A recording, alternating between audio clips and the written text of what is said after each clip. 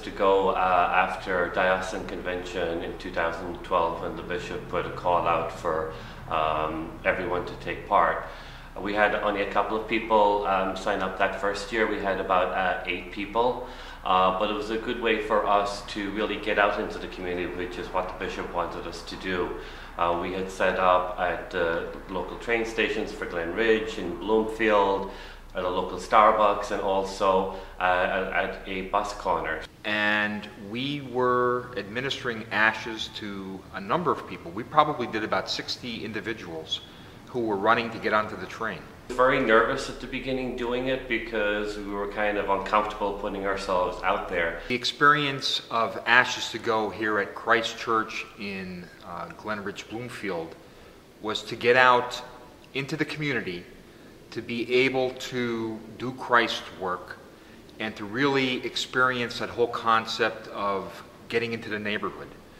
One of the touching moments for me in doing Ashes to Go that first year was a lady who came up. We were just closing up and she asked us for ashes, which we did, but then at the end of it she also told us that her father was critically ill at that time, and she asked us to provide some healing prayers for her father and also herself. So Reverend Chris asked us to form a circle, and we gave prayers over the lady for her and also her dad. And it was really, for me, a very touching moment because it was a cold winter evening, but it didn't make a difference. We were on a street corner. We were providing something for somebody that needed something at that particular time.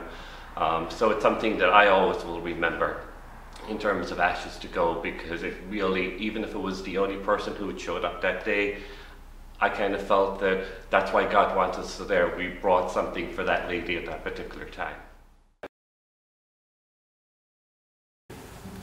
We've been doing Ashes on the Go now for 2 years. I go with a group of parishioners. We go to the Ramsey station. The first year I went, I wasn't quite sure what to expect, and frankly it was a little bit scary. But my experiences have been really transformative. We are there in the rush of morning traffic with people trying to get on the trains, and for some, the imposition of ashes is something they do literally on the go. But every once in a while, we have the person who stops, and there on the platform, we experience a truly holy moment. You can see it on their face and their expression, and there is a deep, deep connect. And I have found that those have been transforming for me. Well, this is Calvary Church in Summit, one of 18 denominations that are active in this community.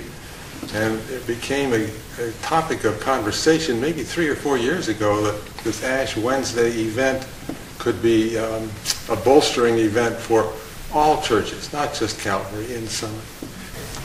And Matthew was very excited about it and thought it was a wonderful idea.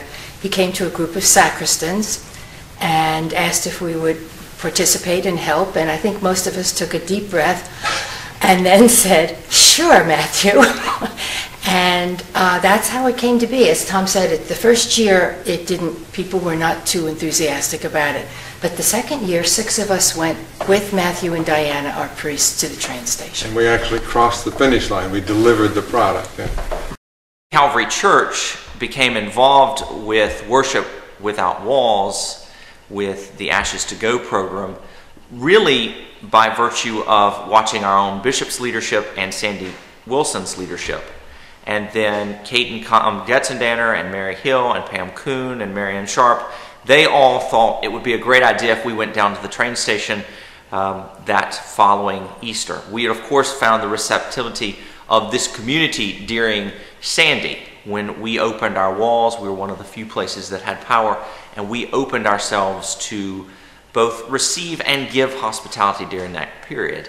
And so it was out of that moment that we began to realize how many other aspects of life we could open ourselves to offer to other people the good news, but also how we offer ourselves in hospitality and hope to other people.